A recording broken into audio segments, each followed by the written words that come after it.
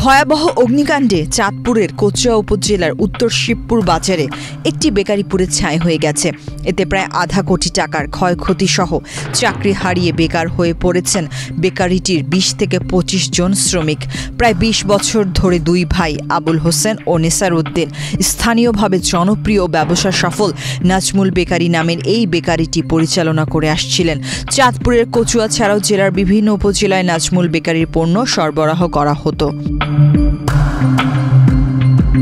ক্ষতিগ্রস্ত দুই ভাই জানান কিভাবে আগুন লাগলো বুঝতে পারছেন না তারা।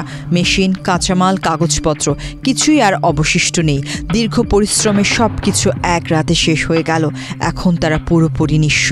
পদ্মা সেতু, মেট্রো রেল এবং এলিভেটেড এক্সপ্রেসওয়ে নির্মাণের গর্বিত অংশীদার বসুন্ধরা সিমেন্ট। প্রায় ২০ বছর ব্যবসা চলতেছে, আমরা দুই ভাই চালাতেছি ব্যবসা প্রতিষ্ঠানটা।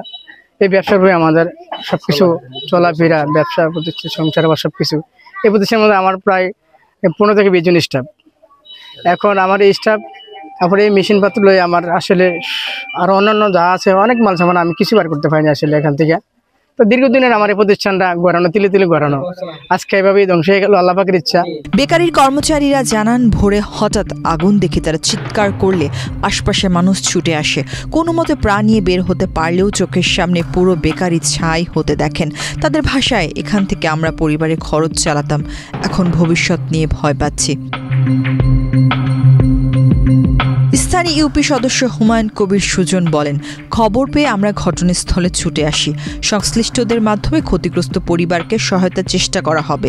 এলাকাবাসীর প্রচেষ্টায় আগুন আংশিক নিয়ন্ত্রণে এলে পরে মতলব দক্ষিণ ফায়ার সার্ভিস এসে আগুন সম্পূর্ণ নিয়ন্ত্রণে আনে। বর্তমানে যে ক্ষয়ক্ষতি এটা কি হবে এখন জানি না, তবে ১ টাকাও তার অবশিষ্ট নাই, যেখানে ৫০-৬০ লক্ষ টাকার মতো ক্ষয়ক্ষতি মোটামুটি আপাতত পাওয়া গেছে। Kachua fire service station officer Mahtab Mondal জানান, স্থানীয়রা আগুন নেভানোর কাজ শুরু করেছিলেন।